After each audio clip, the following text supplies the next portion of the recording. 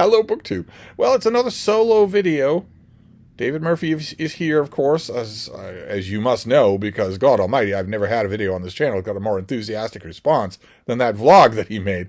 That's amazing. Oh, that was so much fun. Although, a little bit disconcerting how many of you are having a tough time theologically coming to grips with the fact that I have legs. I'm not just a sexy presenter. Okay? But anyway, we went out today. We had a busy, fun, productive day, and there was lots of book shopping involved. But once again, David didn't have much luck. He got a couple of books.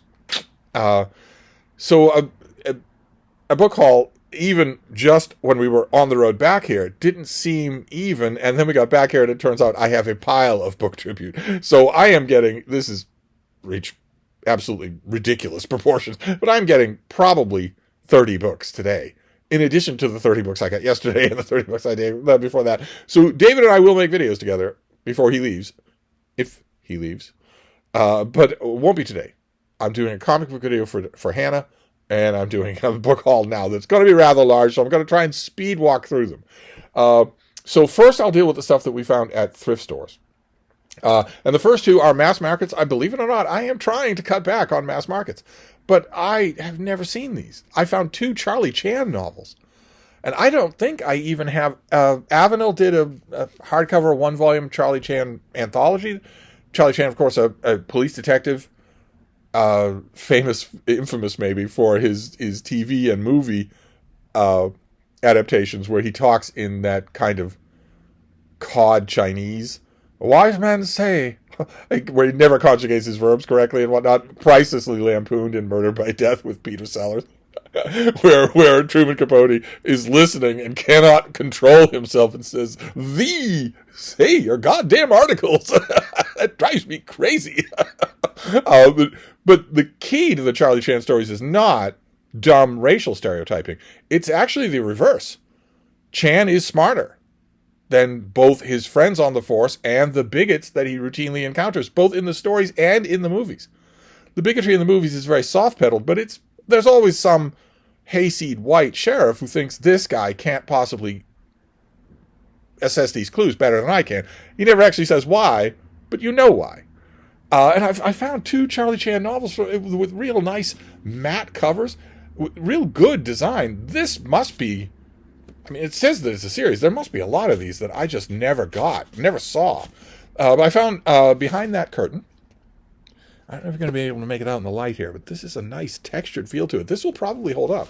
And The Chinese Parrot. And you see there is number 2 in the series. It's number 3 in the series. I scoured the shelf. There wasn't, the place where I got these, there weren't many books. And I didn't see any others. So this is all the Charlie Chan that I have. And I was happy for it. I don't know that there are no other mass markets in my thrift shop haul. I don't have any idea what's in the tribute boxes, so we'll see. I found a couple of penguins.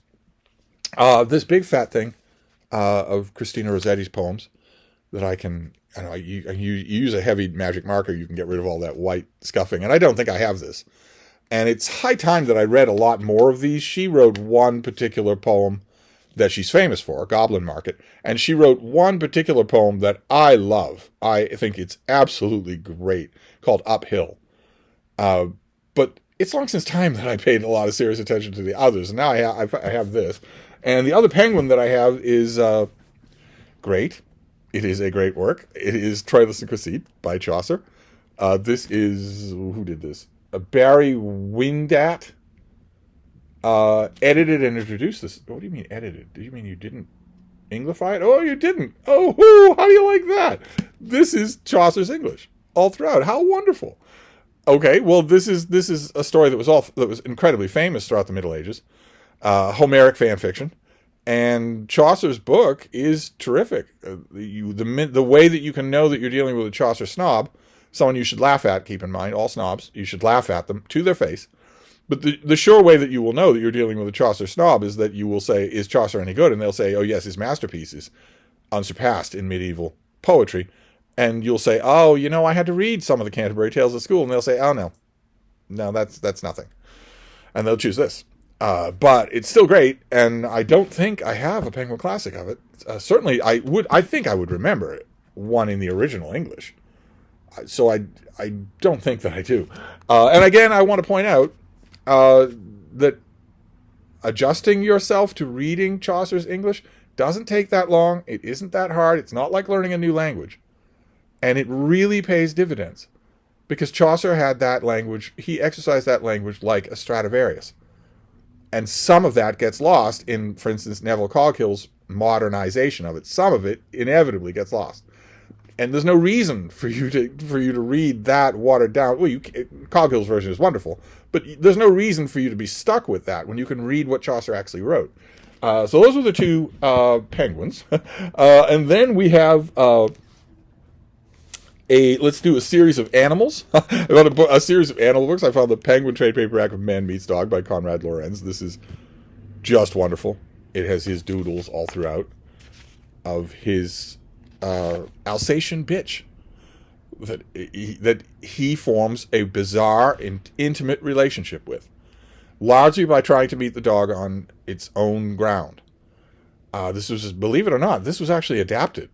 A cartoon movie with narration by Christopher Plummer that is incredibly good. You will love it. I know it seems like the most unlikely thing in the world to adapt, but it worked. But the book is also great. In any shelf of, the top 20 best dog books, this would be there.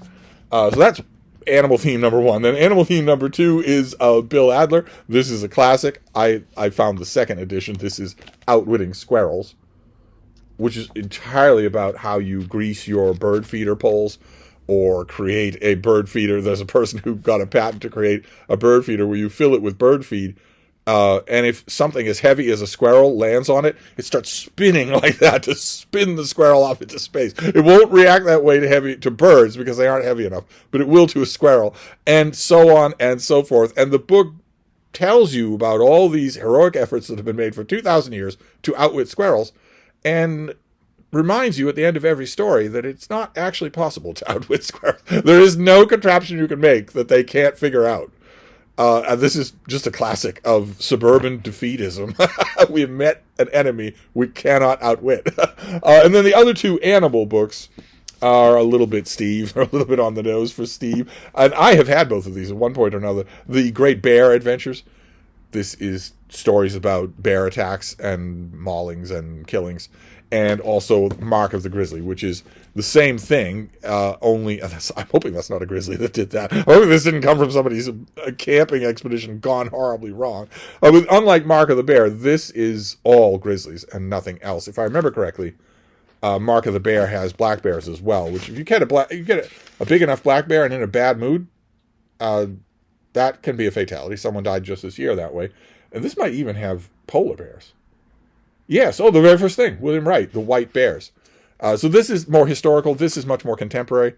But I've had them both at times. And, I saw them together in this thrift shop. And the first thought I had might strike somebody as a little morbid. Because the first thought I had was, you're never going to see one of these things again. You're never going to deal with them. Never going to have to wonder, is that sound you hear at 3 a.m, one of these things coming way too close to your camp? I'm never going to have to worry about that again. So now I can enjoy the pleasure vicariously. Of course, I've made many digressions about bear safety on this channel for no reason whatsoever. I've made many long digressions about what you do when you encounter bear in the wild, which I have done. But all of those lessons can be summarized in one careful little ditty. How does it go? If it's black, fight back. If it's brown, lay down. If it's white, good night. That effectively summarizes things. A black bear, if you show it aggression, it will almost certainly not fight you. A mother sow with her cubs, maybe, but otherwise, almost certainly not. A grizzly bear, if you show it aggression, that's really bad. They're homicidal maniacs. We're supposed to show them passivity, and they hope they lose interest, and they almost certainly will. And a polar bear is as smart as you are. Several of them have scored perfect scores on the LSATs, and they're bigger than grizzly bears, and they have an incredible amount of patience, which is a terrifying quality in an animal, in a wild animal that has claws that are this long. That's a terrifying quality. Grizzly bears don't have it at all. Polar bears have patience. They can wait, and they don't forget things. So if you encounter one and you're unlucky enough for it to be interested in you, anyway, those are the animal things. Now we're going to move on because we were going to speed run through these. Okay, the next two are the result of David's visit. We've been watching a lot of stuff, as we always do. We're watching a lot of stuff, and one of the things we've been watching is a documentary about the American Revolution. Some of you may be laughing now. It's a very good documentary. It's called Liberty. It's good on its own. It may also be a slight effort on my part to nudge David away from being just Mr. World War II. I'm not sure that it worked. If you've seen his book hauls this week, I'm not sure that it's worked. But it reminded me while I was watching that series how many American Revolution books I don't have. And I don't know, I didn't want to go on a buying spree of them, either at the Book Barn or at the places that we went today, because I will gradually accumulate them at my bookstore, the Brattle. But I found two. I grabbed two today because they were thrift, so they were cheap. The first one was Alan Taylor, American Colonies. I wouldn't want this in a hardcover. This is the Penguin trade paperback, and this is about the seeding ground of it all. So this is a kind of preliminary. And then John Lizeter's book, Saratoga, about a pivotal battle. I think the cover calls this the decisive campaign of the American Revolution. I know at least one person watching this channel who would quibble with that, but I remember this. I believe I got this from the publisher. 2008. I think I did. I might have written about this. It was before we were talking, but it was when I was back in the reviewing game, so I might have got this from Savas Beatty?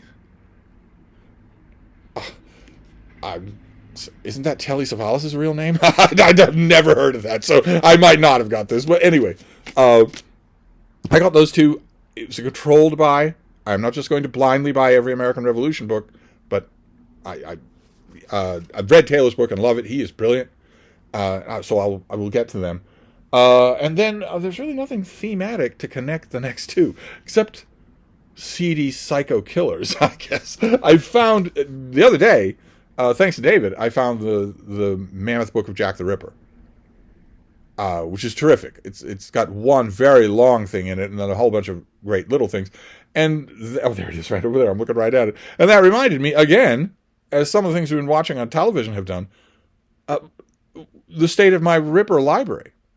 I am an amateur Ripperologist. I love the really good books on the Ripper. I actually really love the bad ones, too. Some of the bad ones. Prince Jack, probably the worst book ever written. Certainly the worst book on Jack the Ripper ever written. But there have been, when it comes to Jack the Ripper, there have been seminal studies, and I found one of them, Philip Sugden's book on Jack the Ripper, in a trade paperback, but I don't mind. So this is going to go on the shelf with the Mammoth Book of Jack the Ripper, and maybe that means maybe I can find a hardcover of When London Walked in Terror. Boy, would that be great. But anyway, and then the other psycho killer, I guess it's a stretch, is I found a $4 copy of The Watchmen. One of the greatest comic book stories ever. That just sitting there on the shelf at a thrift store. It's in perfect condition. And it was $4. Now, I have extra copies of this. I found a copy of this in a free giveaway box on the sidewalk. Was that earlier this year? I think. I found this and Dark Knight Returns just sitting there on the sidewalk. And also, DC Comics started a line of compact classics, smaller paperbacks, and I wanted to see what they were like. So in the first batch of offerings, I got The Watchmen in that format. It turns out I don't like that format. All of them were at a comic shop that we went to today. If I'd liked that format, I could have got them all. But why make it smaller? You can make it smaller if you want. You make it cheaper. But I don't want that. So I got this. You know what my thought was? That I should give this away to one of you. Except those tend to go horribly wrong. Because you don't know where you live. But I'll think about it, and then I can officially announce it.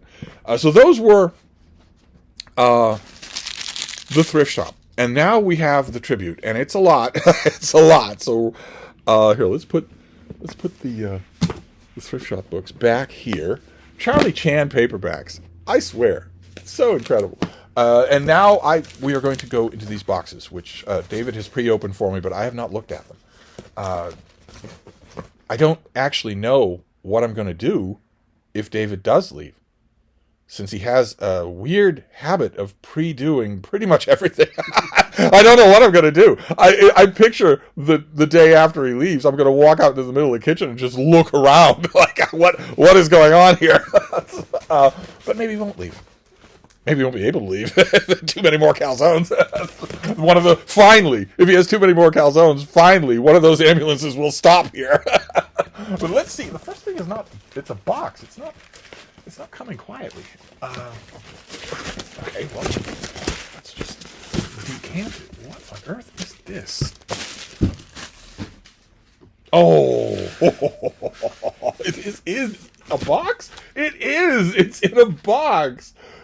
Oh, wow, you've got to see this. This is the Douglas Southall Freeman biography of Robert E. Lee. Embossed on the box there, and when you lift the cover, you get the volumes. How incredible! Oh, my. I don't think I knew. I vaguely remember the sender saying, do you want the whole of this? I know what your opinion of Lee is, but you might want to revisit this because you love Freeman's writing, and I do. And it was also right that I haven't revisited this book in a long time. But I don't think they mentioned that it was something like this. This is almost too nice for me to have. I am hard on my things. Oh, that is lovely. How incredible. Right, so that's the obviously the seminal biography of Lee, but only if you're willing to sit by with Freeman's unadulterated adulation of the man. Which is why I read it.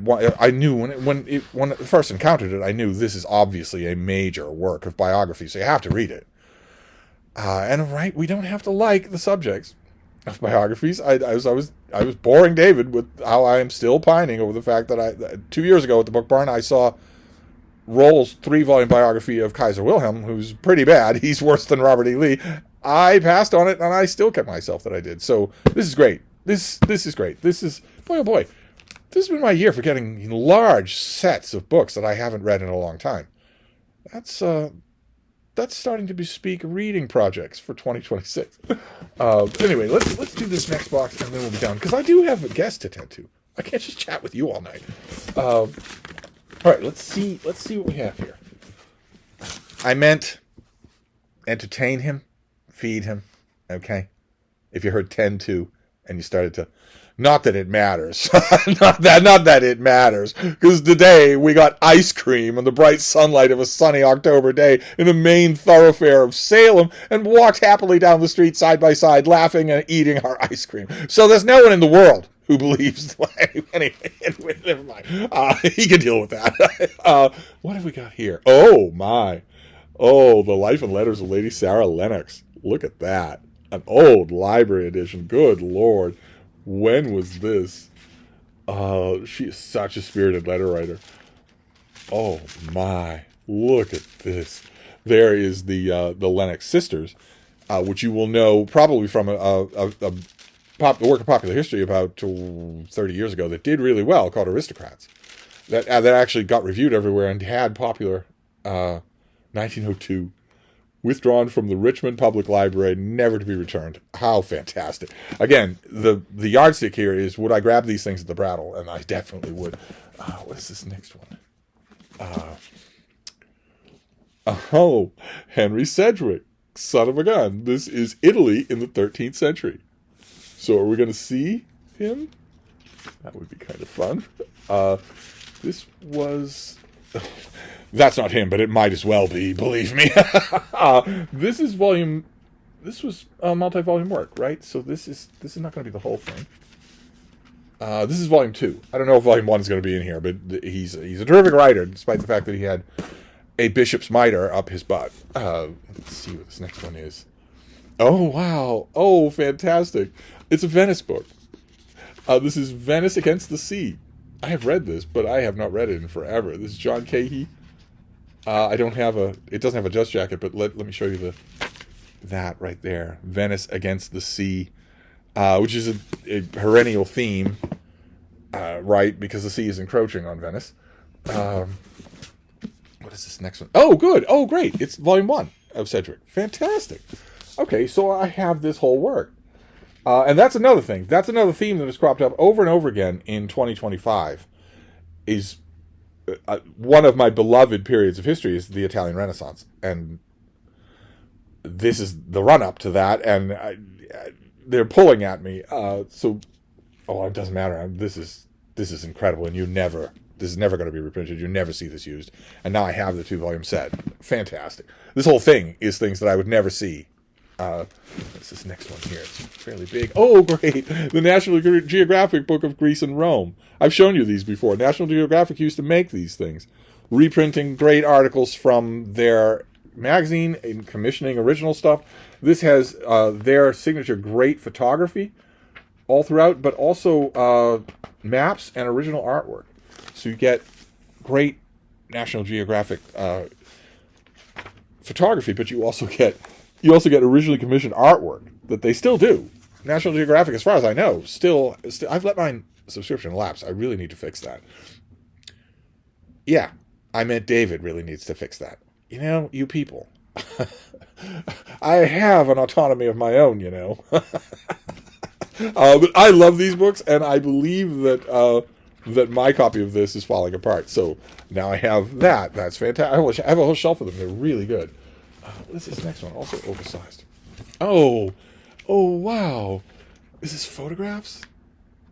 Oh, it is. Oh, fantastic. This is The Maine Woods by Henry David Thoreau in a longer book that has the text in 2 columns and also original photos of the places that are named in the Maine Woods. This is a great book. Oh, fantastic. It'd be a little bit of a pain in the neck to put on the shelf, but I'll read it first. I haven't read The Maine Woods in forever. Let's see. Let's keep going. Robert Pelton. I don't think he makes these anymore. I used to eat these up and laugh at them a little because it's the world's most dangerous places, where he just takes you through place by place of the places that tourists don't go and the reasons why they don't go there. And I don't think he makes these books anymore, but I used to snicker at them because a lot of the places that he describes as demon-haunted hellholes, I had actually visited and had not found them to be so. I found the people to be wonderful. So, and I haven't read, God, this must be the 1980s. I haven't read one of these in forever. That's a common theme here, isn't it? When did this one come out? 2000?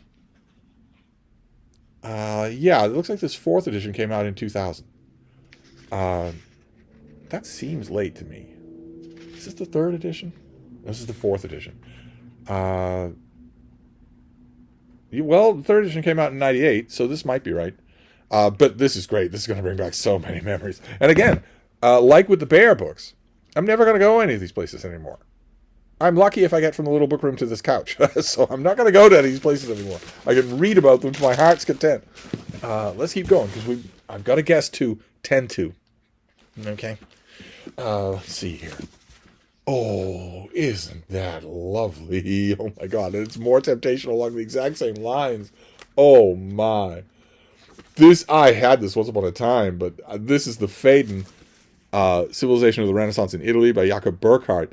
And the thing with these Phaedon things is that you get the text, and then at the back you get all of the illustrations, just page after page after page of illustrations. They're bound in the back instead of all throughout the book or in the middle. And I love this book. I'm trying to remember now if I have this in any form, in any print and paper form. A great and antiquated, but a great study of the Italian Renaissance to go along with the Walter Pater set that I got, and the Sedgwick books here. That's really good. Fantastic. Oh, my. All right, what is this now? Oh, another favorite subject. Vikings. Who is this? Martin Doherty. Who are you when you're at home? The author of Weapons and Fighting Techniques of the Medieval World, Norse Myths, Celtic Myths, and Hindu Myths, among many other books. A former defense consultant. He also writes on self-defense, modern military technology, and asymmetric warfare. So this is bigger. It's, of course, wider than a normal book, and it is full of illustrations. It's a Viking book that I haven't read. Of course, there are a million Viking books, so there are plenty I haven't read. And I love the subject. I just love the subject. How bizarre it is. Almost as if you're looking at the tapestry of history and someone decided, well, okay, but what would it be like if we introduce into this history wave after wave of attack by Klingons. What would that be like? I mean, the rest of it seems very normal, but what if we introduce Klingons into this story and they appear, they do their Klingon thing, they're around for a discrete period of time, and then they disappear. So it's got a nice bottled feeling too, which often makes the subject of Vikings, the Viking era, a very tempting entry point for you to read history. Right? Because we've gone over that on this channel many times, and so has David on his own channel, that it can be intimidating. Becoming a fan of reading history can be intimidating. There are levels of complexity in the books. It won't do you any good to dive into a book that's assuming you know a lot if you don't. And also, the tapestry is so incredibly broad. But the Vikings is very discrete. I've often mentioned a discrete person, an individual battle, your own family tree is the usual way that people do this. But the Viking era is also perfect for that because it's got a discernible beginning at Lindisfarne and a discernible ending at Stamford Bridge. There you go. But anyway, sorry. We can't woolgather because we've got to move on here. What is this last one? It's brightly colored, whatever it is. Oh! Okay, well, this takes me back. This is Tarzan. This illustrated book. So you have this cover. And when I first read, when did this come out? Oh my God. It must be so long ago. 1912. But this version was from 64? When I first read this, I looked at this cover and did not ask the obvious question. There are two rather obvious questions on this cover. One is, would a chimpanzee, let alone a baby chimpanzee, ever do that? And the other is, where do you think you are? But it doesn't matter. It doesn't matter. Oh, I haven't had this book in forever. The cover is color, but the illustrations in here are kind of an off sepia. Oh my, wow, this brings me back. This is a Tarzan edition to have, definitely. I have way too many editions of Tarzan, but that is fantastic. Some of you may recognize this format. This publisher, who is this publisher? Whitman Books, did a whole bunch of these. And believe it or not, their most popular volume was not this, even though Tarzan of the Apes is an incredibly popular story. Their most popular volume in this setup, where you've got the full color front and back covers, naked hardcover, and then black and white illustrations all throughout, was Zorro. I would love to have that volume. I'm sure that it will turn out. But now I have this one. Fantastic. All right, good Lord. That's a lot. That's a lot of books. I honestly have no idea where they're going to go. But that was a book haul for today and book tribute with no David Murphy. He got 2 books. He'll probably talk about them on his own channel if he ever makes another video. But we have lots more stuff to do, and I'm sure that we'll film some of it together. So I'm going to wrap this up for now and get about the evening, but I'll be back. Thank you, BookTube.